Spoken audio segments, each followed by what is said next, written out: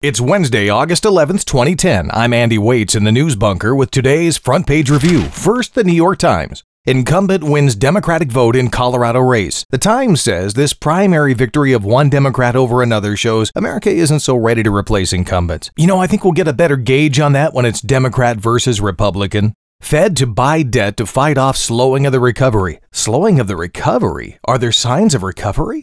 American soldiers patrolling the streets of Afghanistan. Question is, can our troops trust the local police? After testing by U.S. experts, turns out Toyotas are just fine. Probably driver error. Oops, sorry Toyota. Former Senator Ted Stevens died in a plane crash in rural Alaska. Front page photo of a survivor, story on A10. Skipping to the Los Angeles Times. Top story, patron of Alaska dies in air crash. Technically, it was a ground crash as the plane hit a mountain. Here's a proposal for two 46-story towers in Century City, a $1.5 billion project.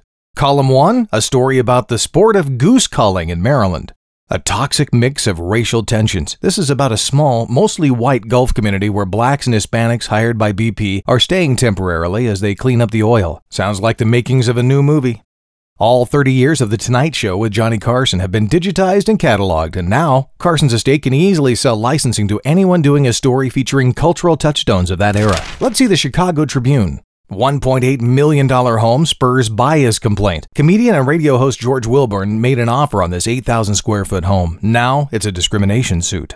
5-year-old Jonathan Jackson was accidentally shot and killed Monday night as he was bedding down with his twin the night before he was supposed to start kindergarten. No one's talking about where the gun came from.